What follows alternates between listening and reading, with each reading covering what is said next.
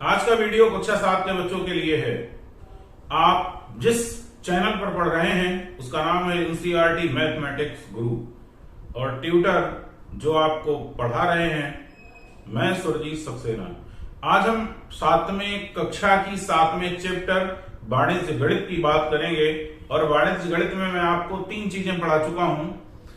समानुपात के 2 हिस्से, अनुलोम और प्रतिलोम। फिर इसके बाद मैंने आपको पढ़ाया प्रतिशतता। आज बात होगी लाभ और हानि की। अरे भाई क्यों ना हो, ये जीवन का सबसे महत्वपूर्ण हिस्सा है। हानि और लाभ जीवन का सबसे महत्वपूर्ण हिस्सा है। कुछ काम में आए या ना आए, लेकिन जो आज पढ़ाने जा रहा हूं ये तो 100% काम में आना ही आना है। प्रॉफिट एंड लॉस, हानि और लाभ। अभ्यास शुरू करने से पहले हमेशा कोई ऐसे तथ्य, तर्क, सूत्र आपको हमेशा दिखाए जाते हैं।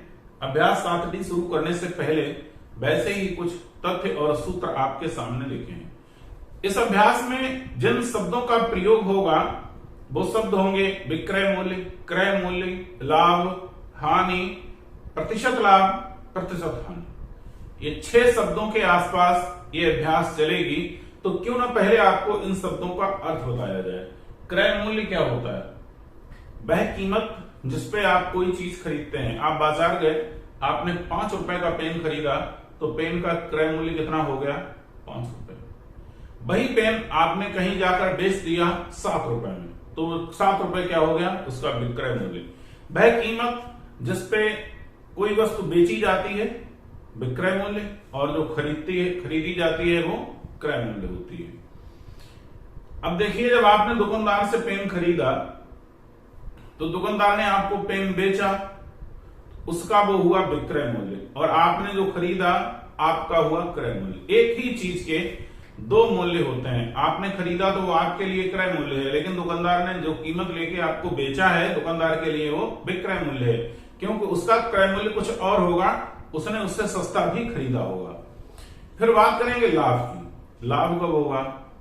लाभ होने की कंडीशन ये है कि जितने में कोई चीज बिकती है वो ज्यादा हो क्रय मूल्य से, तब लाभ होगा। हानि कब होगी?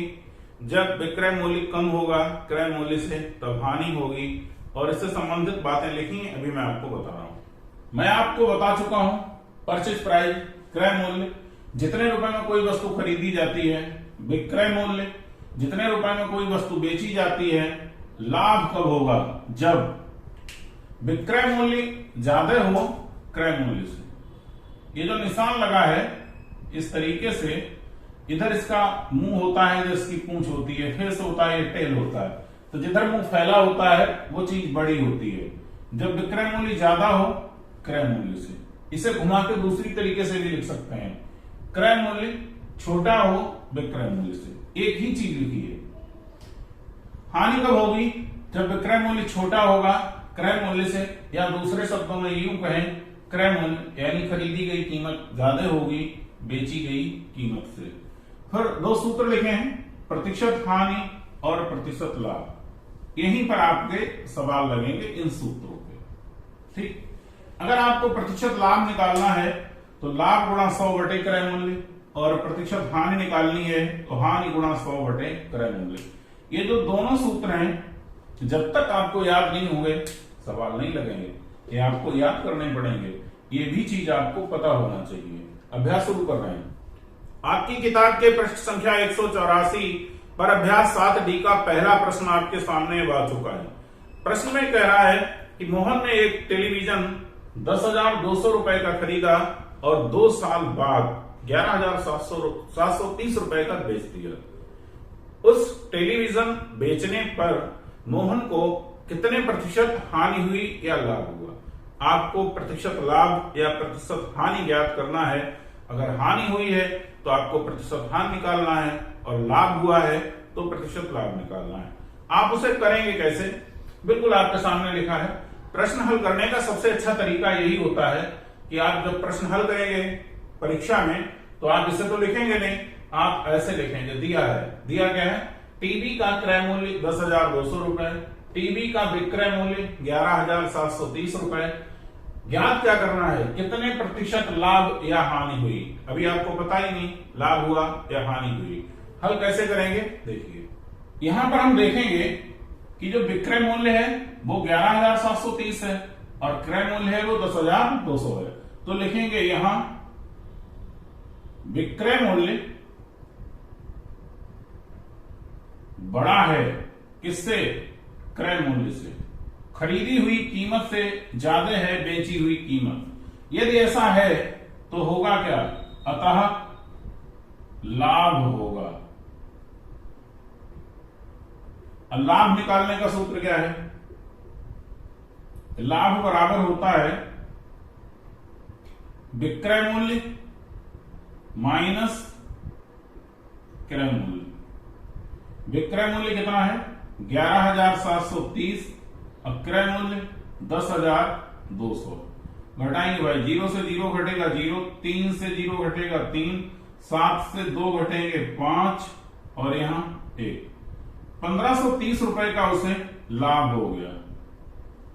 आपको निकालना क्या है, प्रतिशत लाभ या प्रतिशत हानि। तो प्रतिशत लाभ का मैं आपको सूत्र लिखा चुका हूं। प्रतिशत लाभ बराबर होता है लाभ फायदा गुणा 100 बटे क्रय मूल्य। लाभ कितना हुआ 1,530 रुपए गुणा 100 बटे खरीद कितनी थी 10,200 रुपए। 2 जीरो से 2 जीरो कट गए। अब 3 से काटेंगे, 3 तिया 9 और 3 चौक 12, 3 पंजे 15, 3 एकम 3 जीरो।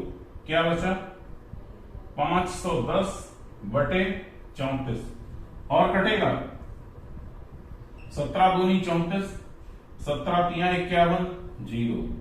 30 बटे 2 15% लाभ हुआ मोहन को जब उसने टीवी बेचा। अभ्यास 7D का दूसरा प्रश्न आपके सामने है। प्रश्न में दिया है कि एक व्यापारी ने 10 बैल 3 लाख रुपए के खरीदे और 24,000 रुपए प्रति बैल की दर से उन्हें बेचना पड़ा। आपको ज्ञात करना है प्रतिशत हानि या लाभ। जो होगा, हानि होगी तो प्रतिशत हानि और लाभ हुआ तो प्रतिशत लाभ। हल करने के लिए सबसे पहले जो दिया है उसे निकालते हैं। 10 बैलों का क्रय मूल्य खरीद दी है, कितना है 3 लाख रुपए। एक बैल का विक्रय मूल्य दिया है 24,000 रुपए। ज्ञात क्या करना है, प्रतिशत लाभ या हानि। बेटा हमें विक्रय वो क्रय मूल्य दिया है 10 बैलों का और विक्रय मूल्य दिया है एक बैल का। तो सबसे पहले 10 बैल का विक्रय मूल्य निकालेंगे। कैसे निकलेगा, एक बैल का विक्रय मूल्य दिया है 24,000। 10 बैलों का विक्रय मूल्य निकालने के लिए क्या करना पड़ेगा, 10 से इसे गुणा करनी पड़ेगी 24,000 को। तो होगा क्या, 24 के आगे 3 जीरो तो ऐसे ही 1 जीरो और लग जाएगा। कितना हुआ 2,40,000। 2,40,000 रुपए क्या आया आपका विक्रय मूल्य। यहां पर है क्या, विक्रय मूल्य 2,40,000 और क्रय मूल्य है 3 लाख। तो बड़ी कौन सी चीज है, क्रय मूल्य बड़ा है विक्रय मूल्य से, अतः व्यापारी को हानि हुई। व्यापारी को हानि हुई। और हानि निकालने का सूत्र क्या है, हानि बराबर होता है, हानि में क्रय मूल्य बड़ा होगा तो क्रय मूल्य में से हम क्या घटाएंगे, विक्रय मूल्य। क्रय मूल्य है 3 लाख और विक्रय मूल्य है 2,40,000। तो कितना हानि हुई 60,000 की। अब हानि हो गई रुपए 60,000 की। निकालना, जब हानि हुई तो आप क्या निकालेंगे, प्रतिशत हानि। तो प्रतिशत हानि निकालने का सूत्र क्या है, प्रतिशत हानि बराबर हानि गुणा 100 बटे क्रय मूल्य। हानि हुई है 60,000 की गुणा 100 और क्रय मूल्य था 3 लाख रुपए। 2 जीरो से 2 जीरो, 3 जीरो से 3 जीरो, बचा क्या 60/30, 3 दूना 6, जीरो की जगह जीरो। प्रतिशत हानि कितनी हुई, उसे 100 रुपए पे कितने रुपए की हानि उठानी पड़ी, 20 रुपए की। आंसर है आपका। तीसरा प्रश्न, सवाल आसान है, बहुत ज्यादा घुमा फिरा के दिया हुआ। सवाल यह है कि एक व्यापारी ने फर्नीचर विक्रेता, अब पहले फर्नीचर है समझ लो। फर्नीचर का मतलब ये होता है तुम्हारे घर में मेज, कुर्सी, अलमारी, जो कुछ है, मकान के बाहर लगी हुई चीजें, लकड़ी या स्टील की, वो सब फर्नीचर कहलाता है। एक फर्नीचर विक्रेता एक अलमारी 5,000 रुपए में खरीदता है। ये क्या हुआ, 5,000 रुपए फर्नीचर विक्रेता के लिए अलमारी का क्रय मूल्य दिया है, लिख दिया, अलमारी का क्रय मूल्य 5,000। इस 5,000 पर दे रहा है कि 14.1/2% लाभ लेकर राकेश को बेचता है। तो प्रतिशत लाभ उसने किया, कितना लिया, 14.1/2%। अब बेचता है इतना लाभ जोड़कर, 5,000 में खरीदी और 5,000 पे 14.1/2% उसने प्रॉफिट लिया, फिर कितने रुपए की बेची। वही बात कह रहा था जो आपको समझाई थी। राकेश के लिए ये अलमारी का क्रय मूल्य है, लेकिन व्यापारी के लिए ये अलमारी का विक्रय मूल्य है। तो आप चाहे अलमारी का विक्रय मूल्य निकाल लें तो वही क्या होगा, राकेश के लिए क्रय मूल्य होगा। प्रतिशत लाभ आपका दिया है 14.1/2।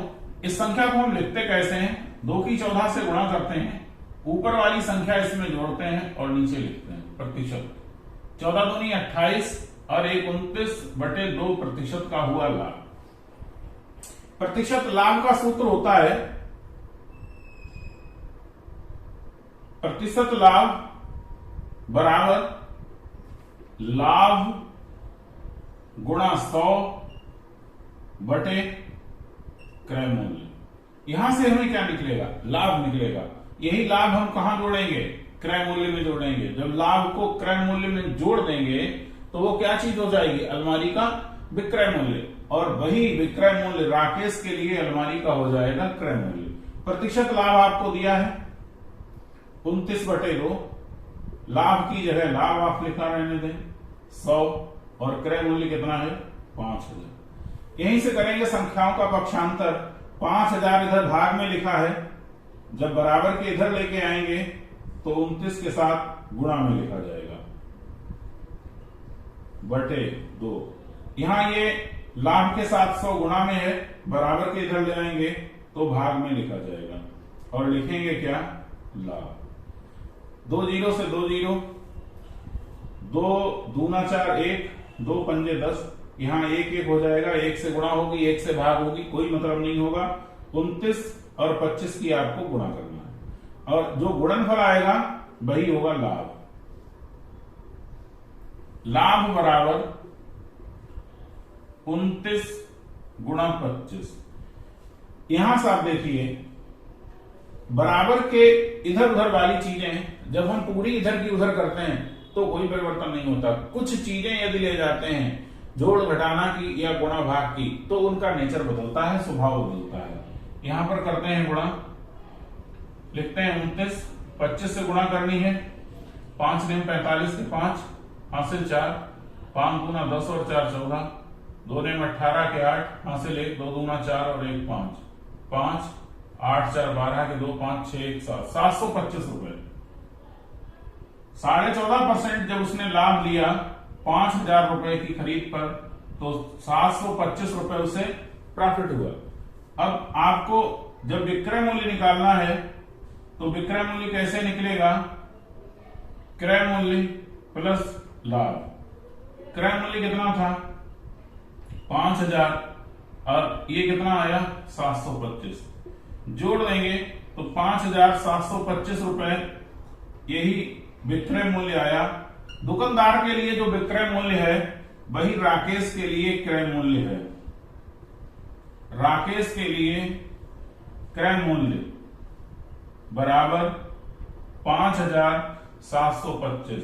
फर्नीचर विक्रेता ने 5,000 रुपए की अलमारी खरीदी थी और 5,725 रुपए की राकेश जी के लिए बेच दी। आज के वीडियो में सिर्फ इतना ही, बाकी बचे हुए 4 प्रश्न अगले वीडियो में। समस्या है कमेंट कीजिए, पढ़ाने का तरीका अच्छा लगता है शेयर कीजिए।